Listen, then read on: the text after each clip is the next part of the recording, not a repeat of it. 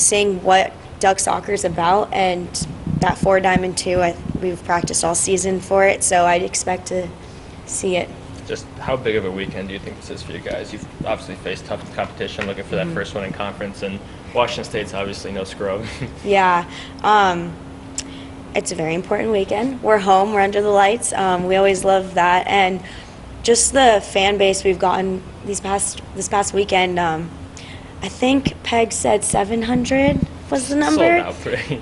That's crazy for us. And we acknowledge that. And that's also another reason why we work so hard on the field. And I think 7 o'clock game this weekend is going to be an exciting one. Obviously on the opposite side of the ball of you, but Jordan Warmdahl hasn't started a game in the past couple since she's come back from injury, but she's back up top. You expect her to kind of have a big day against Washington State? Yeah, she's a little feisty one, and she gets on the end of balls that we need her to get on the end of, and she's really hungry right now, and that's great for us because she has been doing amazing things when she gets on the end of stuff, and even at practice, like, we see her hard work translate. So this weekend I think is very exciting, and yeah.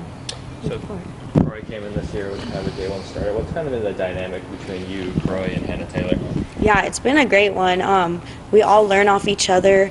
Croy's the younger one, so like anything we see, anything that she sees, like it's pretty open communication between all of us, and we all want what's best for each other. And I think the feedback when we need improvements during practice is really receptive for all three of us. So that's just a learning, bouncing back and forth ideas type of relationship.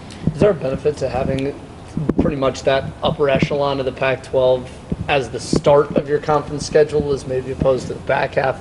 You get some of those tough games out of the way, and it's maybe a bit more like a baptism by fire there. Yeah, so Pac-12, one of the hardest conferences, and kind of getting those ones out of the way is a little bit kind of nicer, but we know every single opponent that we face is hard. And so, yes, but also going into the next few games, we know we got to get it serious and get going with how we're playing on the field and stuff. How big of a difference is this, just the one game on the weekend rather than a Friday, Sunday, or a Thursday, Sunday? Yeah, one game weekends, those are very exciting. You see the Utah coach tweeting about it and stuff, and like it's kind of, we give it all we can, both if we do have a double game weekend, and looking forward to a one game weekend, it's kind of just give it even more. Like, you only have one game this week and you have so many days to recover after, and like the preparation for it is key as well, because we also get to get the scout and focus on the one team instead of both. So yeah.